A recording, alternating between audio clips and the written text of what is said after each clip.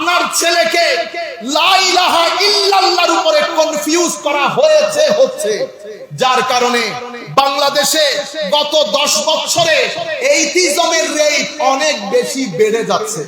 সম্মানিত উপস্থিতি, এটা লা ইলাহা ইল্লাল্লাহর উপর।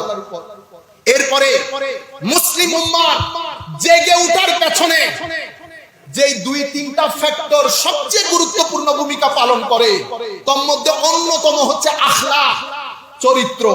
কোন জাতি, একটা বিষয় হচ্ছে আমরা একটু ইমোশনাল হলাম, সেটা আলাদা বিষয়, হাকিকত ভিন্ন জিনিস।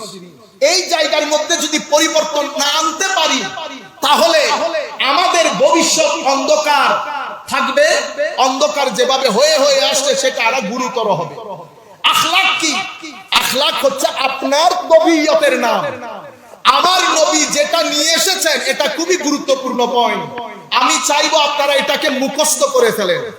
আমার নবী যেটা দিয়েছে সেটা শরীয়ত। কি দিয়েছে? কি দিয়েছে?